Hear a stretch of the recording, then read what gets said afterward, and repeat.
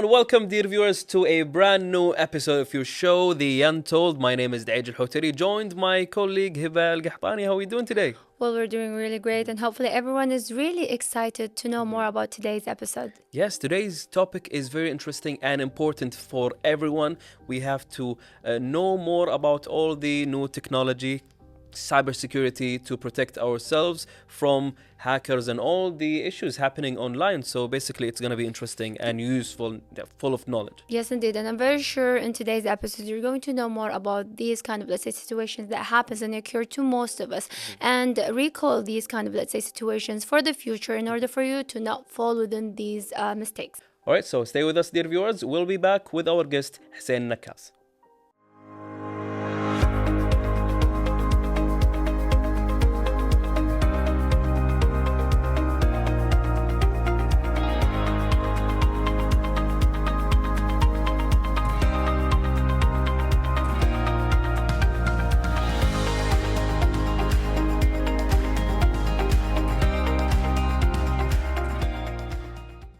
Welcome back, dear viewers, to the studio. And of course, we would like to welcome our guest, Hussain Nakkas. Welcome. It's a pleasure having you here with us. Today, we are going to get to know more about the future, right? Cybersecurity and all the IT stuff. So, welcome.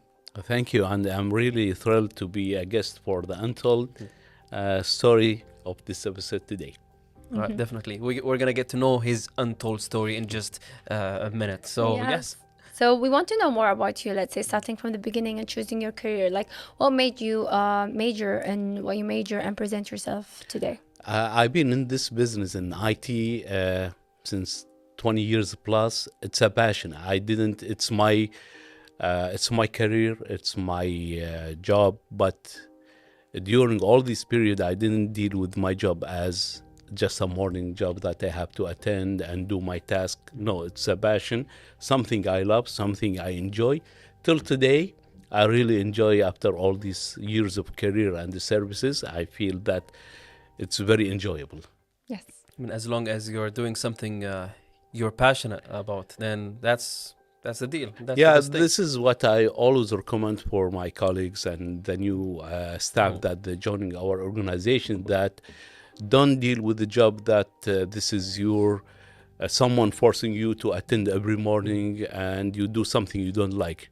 It's a part of your life, it's part of your culture, it's part of your personality. So enjoy it, try to learn, try to be exposed for the new technology. And since now we are in 2024, a lot of new technology. I guess one of the topics that is very interesting is the ChatGPT. Yes. And also robots and all these kind of new stuff. Yeah, I have been invited to Kuwait University. Actually, they had a week of AI and cybersecurity.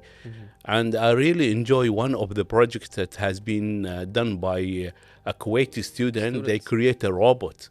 And this robot actually, it's a nurse actually. So it has a sensor that it can measure your height. It can it has a sensor for measuring the temperature. And they are doing a new phase of it that it can read the blood pressure. Yeah. So it's very amazing. And the way that they invest in this robot, and actually the way it looks, it's a 100,000 robot, $100,000 of robot. It's a Kuwaiti made, and it's very interesting project. This is interesting, scary at the same time. But it's so robots enhanced with AI is something different, quite different. Yeah, and the way that the future and toward the coming maybe 5 years with the development of the AI and the adopting of this kind of technology, I guess the Kuwait, the entire country of Kuwait, it will be changed. Hopefully for the best. Yes, indeed. Especially if we're talking about new generation. I mean, they're really into AI, and this is something very important. Like, even when it comes into educators and schools, we're actually even, let's say, presenting that kind of sense of matter. Even when it comes into many different illustration, you cannot, let's say, teach them nowadays within the old traditional method, but you have to introduce AI. I mean, ChatGPT mentioning that kind of, let's say, method nowadays, it's actually even being presented in the classroom, asking AI about a certain matter for a certain, let's say, whether it's an equation or a homework for them to know. So our job today is not to tell them about, let's say, these updates, but to tell them how to use them Yes. and how to find the right information through the networking itself. I guess the way that Minister of Education in Kuwait, they feel and reading the future, this year curriculum for computer classes, actually it has been changed. I've been exposed to it and I saw part of it. The first topic, chapters of the new curriculum is talking about the cybersecurity, and I guess nowadays with this all threats and the way that we are using the internet and Right. accessing and how the devices are spread between all generation and all ages. Now the technology is starting from like 2 years old kids up to the senior citizen. Most of them, they are using the internet and they are exposed for new threats and dangers. And this brings us to the main topic of the day, cybersecurity. Now, definitely you have been through a untold story of cybersecurity issue, right? So we would like to hear some of it. Yeah, actually, now there are so many threats that happening in daily basis, and most of us will receiving receiving messages through SMS or even WhatsApp. Either they're asking us for updating our information. So one incident is called, it's a part of the cybersecurity attacks, it's called the social engineering. Okay. So actually this incident happened here in Kuwait. One of the ladies, she's a team leader in one of the company, and she have a team of 5 and 6 or 6 of her colleagues and staff.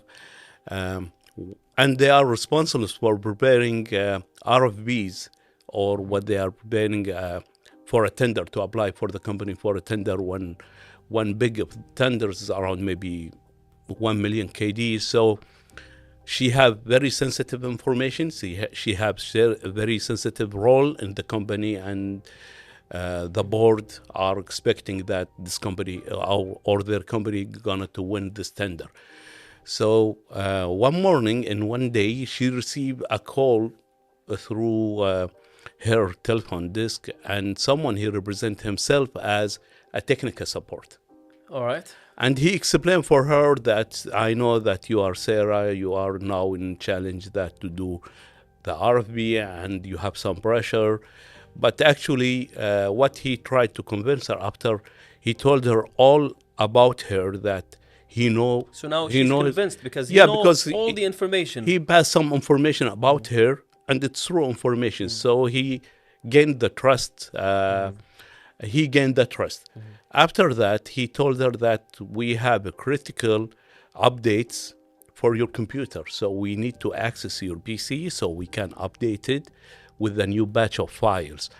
So he guided her in some steps that she have to open, close, and update. She opened like the C drive and all of these steps, which is true. After that, he asked her for her credential. The credential is the login name and the password. He told her and he convinced her, and she trusts him because he's He a already technical. done, and he already done like few steps, correct steps. So he again. Yeah, someone, he called you and that he told you, I am from the bank and you are, this is your name, full name, and this is your bank account. So definitely you're going to trust him. Yes. So actually what he did, the social engineering, that he knows all this information. After that, he guided her. Then he asked her for the credential. Actually, Sarah, she passed her username and the password. With a few steps, true steps about installing the application and updating, actually what he did, he just installed some viruses, and he installed some controlling application that he have the access remotely so he can control it. After that, they just closed the call, and she was happy that her PC was updated. What happened the next day, that she noticed that there are some files are missing. The files that belong to this tender has been disappeared, and some change in information uh, that suddenly disappears. So she started panic and she contacted the IT again, and she told them that I had yesterday call from the tech support, and definitely the response from the technical support, no, sorry, we didn't make the call, we didn't request any update. So now they are in the And we scenario. can never ask for your username and password. Yeah, definitely. This is the basic of any calls. Don't pass your information. And actually, what Sarah did, she helped the hacker to install application that it's control and stealing this sensitive information. Wow, Yeah. that's sad. Yeah. But yes, it's tricky. You have to go through a lot of practice and Don't training trust. Yeah. Don't pass your information. So my advice in this kind of situation or this kind of social engineering, be careful with your username password. And if you got any call that someone he requests your data, your OPT or this kind of information, your social, your civil ID number or your address, don't pass it. Try to use a multi-factor authentication that you have two-way to authenticate your rather than just your username password. Yes. You have to have like a OTP, and always don't trust any calls. Be sure that who's the party is calling you, to be sure that he's trustable. So, moral of the Yes. story: never share your personal information with anyone. Literally, Yes. it's I mean, even when you're really, let's say, into the point that you're always keeping in your mind that you cannot be fooled, you have to always be up to date. But sometimes they always get that kind of, let's say, way, and let's say getting into these, let's say, situations, whether with elderlies or with mid-age. Like for instance, I had an incident. One of my friends just texted me through WhatsApp, and she told me that she has a problem with her let's say credit card, and she wanted to buy something, so she was like asking me could I buy it for her or purchase it for her. So I was like, yeah, sure. And then she asked me like, okay, can you please send me the card? And I was like, should I send her the card? Exactly. If I told her like I will not send you the card, am I going to look like I'm a person who doesn't want to help? And you that kind of, let's say, conflict. And then I was like recalling what happened. And then I was like, Yeah. she doesn't use this word. She doesn't use this phrase. And I immediately just called everyone like, do you have a message from this person? And everyone was like, yes, yes, yes. I was like, you know what? It's been hacked. No, don't respond to This it. kind So, yeah. of a threat is called phishing.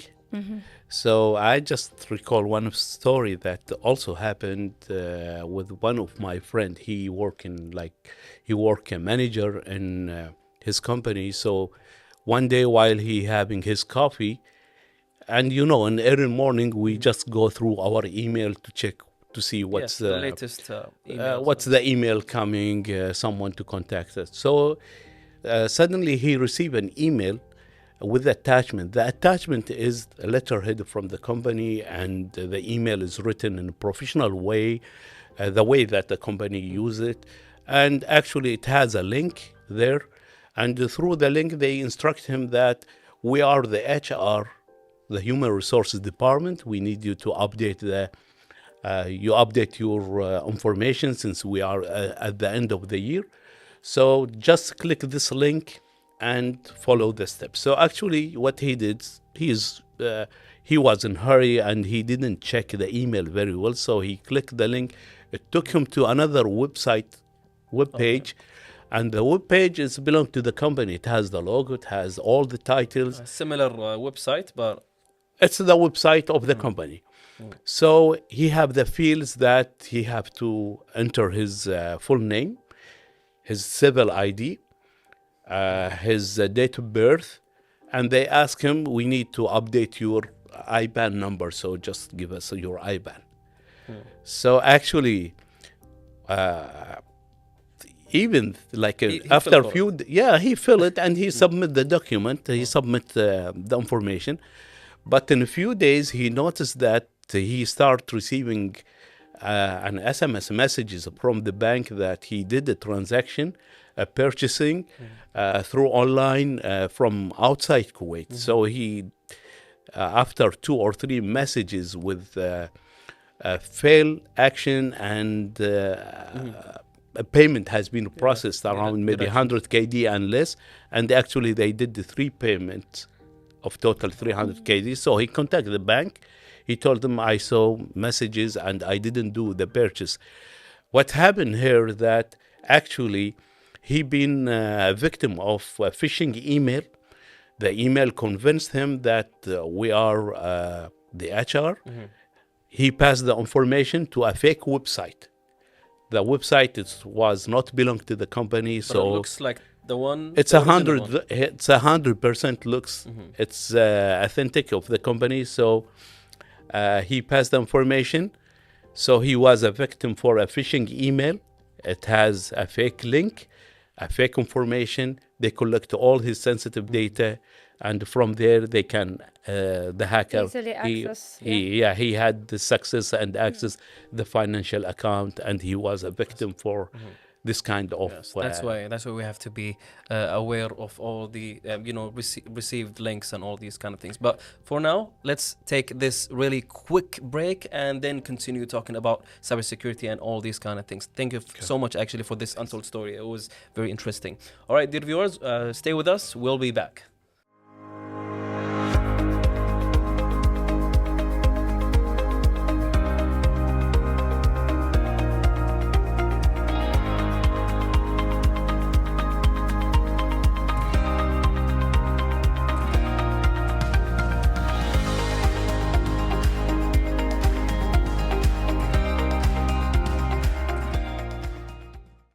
And we are back, dear viewers, to continue with our guests. So, when it comes into dealing with the awareness, now we've been talking more about the situation, that circumstances that happen to certain people.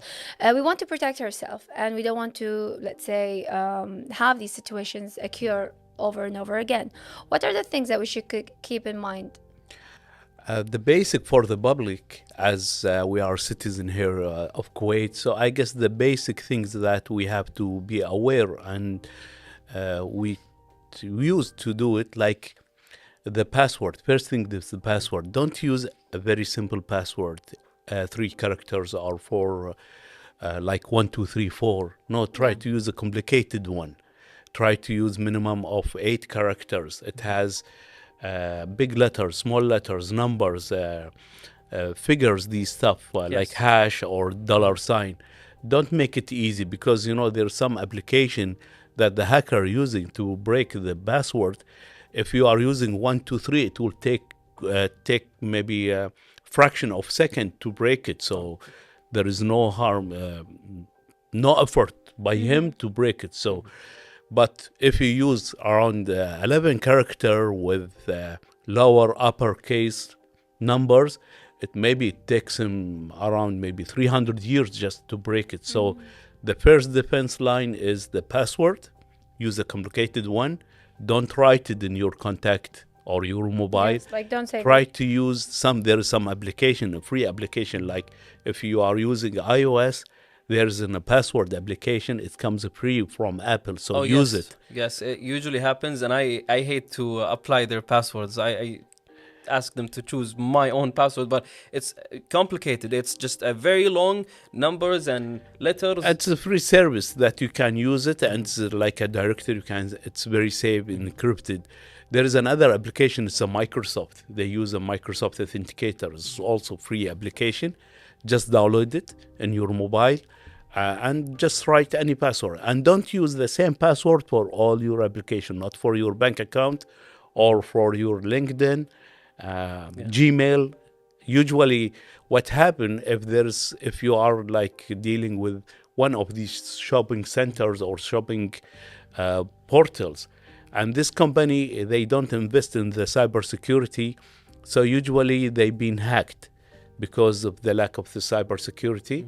And the first step, the hacker, he just take the entire username, password, bank account. So if he figure out your login name or your password through one account, he can use it and he can deploy it with your to different services or to any portal. He try to use the same password, because we are a human, and he knows the hacker. He's very educated that it's difficult for us to change it. So most of us are using the same password for many applications. So be careful with use your password. Don't use it. Try to, for every platform, to use a different password. And the third thing is there is the multi-factor authentication. Oh, yes. That it's linked. Usually we can see it in our financial or online banking. Usually they use the OTP. This is kind of authentication, not just using the username password plus the multi-factor. You can use it with your social accounts, because most of us are using a WhatsApp. And whenever you are here that one of your friends has been account or his account has been compromised, be sure that he didn't activate the multi-factor authentication. So these are some of the strategies. This to is the protect- basic things. Basic strategies. Do we Yeah. have any advanced ones, or we have to stick with these three times? Never share the personal information. Don't share your password. If you are yes. working in any organization, don't use your username or password to share it with you among your friend. Create a For complex password, and also use the two ways. Try to change it every 30 days, 60 Yeah. days. Like this is This- what happens. You know with what's the my problem? brother, You're gonna you know? forget your Yeah. password. No, I'm just going to tell you about You have this. to write it down The somewhere. thing that happens because when you're using your phone, some phones has the let's say face identification. Yeah. So sometimes you write the password and then it asks, like the phone asks you, do you want me to save the password with your face recognition? So I always say yes. This is where I started to forget my password. It's Yes. like when I want to sign in, it's like, what's the password? And then just find face recognition in order for it to sign in, which is something unfortunately not really great, because you're keeping all these password phones, password Yes. words in Yeah. your phone, which can easily be hacked by anyone. And there's an addition to that. Now you can actually take a photo of a barcode so that it have access The and QR. the QR code. Yeah, the QR actually, the hackers, they are so smart, as I said. So nowadays they start using the QR to guide you or to take you to a fake website. And I guess many incidents happen here, that when you visit any restaurant, and since Corona, they don't use the menu anymore. Right, So it's they all just by the QR code. Oh yeah. they yes, give you a yes. QR that you have to scan it, and from there it will guide you. And actually, I saw a couple videos in the state happening that one of the hackers or these intruders, they just create their own QR, they And post leave it it. in the public. The public parking, or the parking there, you have to pay some fees for it. Yes. So you just park your car and you go there to scan the code to pay the parking Yes. fees. So actually, you are not paying the ministry of the municipality. You are paying a hacker that, at the same time, he collect your data, your bank account, and this has happened outside Kuwait. And here, even in Kuwait, we recommend that don't scan any QR unless you trust it. Even if you are in a restaurant, just be sure, ask the waiter, is this your QR, and is it safe to use it? And the same thing if you are in like in the airport, and many lounges, the airport, they offer a free Wi-Fi. Right. So yes. usually they ask you to do scanning. So what happened that while you are in the waiting for your flight, the next trip, maybe you have a transit of 8 hours, so you just turn your mobile on to search for a Wi-Fi. So what hackers do, he just create a fake Wi-Fi. It's make it a public. He have his own router, his own laptop. So when you connect to his Wi-Fi, actually what he did, he's just collecting your information through his application.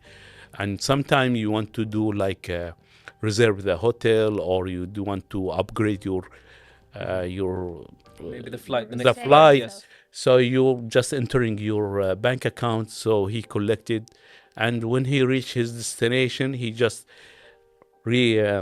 unload his stuff unload and his then old data, and from With a there full he can package. figure I out. mean, people would open their luggage for him. He'll just open all the information Yeah, that he that's gave. right. This is what happens. So that's why we advise like don't use a free Wi-Fi unless you are trust the location. If you are on, just don't log into any free Wi-Fi. It's very dangerous. Or Yes. so now we talked about the problems and all these issues, but now let's talk about a real life incident where cybersecurity actually helped to prevent a major issue, from your perspective. Uh, let's say now in any organization, they have to invest on the cybersecurity. They should have a strategy. They have to have uh, policies. And now with cybersecurity and with the AI is very dangerous. Now most of the hackers or the threat actors, they are using AI nowadays. And there is an incident happening through the gaming, online gaming, especially the kids. They've been they've been victim of bullying. Oh yes, that's One incident, there is one kid, he's around maybe 7 or 8 years. He's very active in online gaming. So what he did, that he just want to get introduced to new friends. He want to have a friends online. So he have his avatar. He choose some avatar that represent him in the online gaming. One day he just joined a different group. So they, at the beginning, they welcome him, and by the time they start bullying on him because, and they call him, starting calling a name because his avatar, it's not, it's as they call as their avatars. So they start naming him, they call him names, and they whenever he lose like one stage or he lost the fight, because you know the kind of yeah, games. definitely. I'm into gaming, so I understand. I totally understand. Oh, okay. So I you totally know, understand. Yes. I'm not that expert in games, but yes, I've been what you're following saying this is issue 100%. Yes. because the kids has been a victim of bullying. They start give him a names, though so he feel that he cannot compete with the others. He's not that he had the high level of gaming. So and after they call him many names, you know how it affect his personal Yes, and he definitely. Especially kids. I mean, we still get that. I mean, I'm 30 and I still get people try to bully. So all you have to do is just block them and that's it. But for kids, it's different. It's a little bit difficult for them. Yeah, my advice for the kids or the parents of the kids that they have to open a channel of discussion with him. If they notice that he have some issue, they have to understand Yes. what's going on Yes. and why it's happening. And this is the most important thing, is to have that kind of connection, to have that kind of sense of talking and expressing yourself and thought, because this is very important to give them more of a safe environment to tell us about what's going on and what's happening, because some of the kids are really protective when it comes into Yeah, that my matter. advice, my final advice, especially for these kind of cases, they have to educate the kids, or as a parents, they tell them that these kind of games, the online gaming, is not worth to bullying a person, even if he is a virtual playing behind the avatars, or even in the real life. They have to educate them in the way that we all are Treat human. people how we would like to be treated. Yeah, I guess this is the best Yes, best example. advice. But yeah, I guess, yes, with that said, I guess we have reached the end of this lovely, interesting interview. To be honest, we can go on for hours and talk about this topic because it's something big right now. So yes, people can learn and we can get to know more about cybersecurity and all the things to help us prevent all these. And actually, issues. we didn't talk about cybersecurity very well because I know, yes, it's very different that's why topic. It's a huge topic. It's a but huge topic. We enjoyed every bit of it. So thank you so much. I really appreciate to be here, and I really enjoyed this hosting today with the experts. Thank you. Thank you so much. I appreciate it. You are the expert. All right. So, dear viewers, we will take this short break before we wrap the episode. Stay with us and we'll be back.